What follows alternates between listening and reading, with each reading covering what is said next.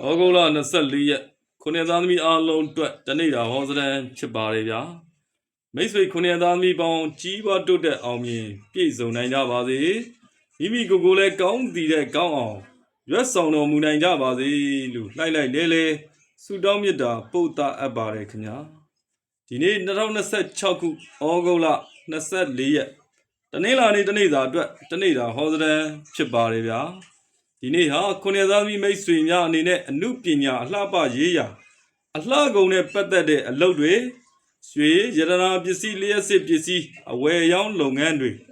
အိမ်အဆောက်အဦကိစ္စသားသမီးကိစ္စလက်အောင်ငယ်သားကိစ္စတွေပြုလုပ်ဆောင်ရွက်တဲ့နေ့ဖြစ်ပါတယ်ဗျ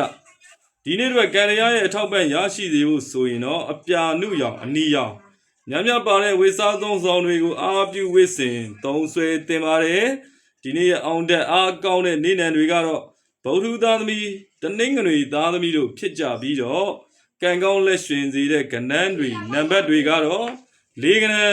၁ကဏ္ဍတို့ဖြစ်ကြပါတယ်ဗျဒီနေ့မှာမိတ်ဆွေတွေရောင်းကုန်ပစ္စည်းတွေရောင်းအားတွေတက်စေဖို့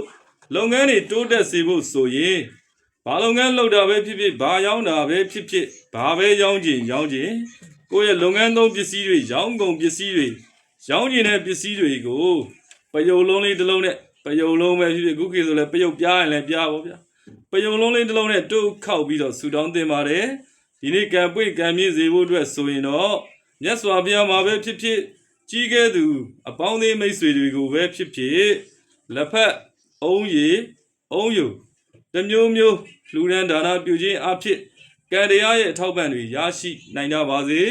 ကိုယ်စိတ်နှပြချမ်းသာချမ်းသာပြီးကောင်းကျိုးလူရာစန္ဒာများလဲပြေဝတော်မူနိုင်ကြပါစေခမညာ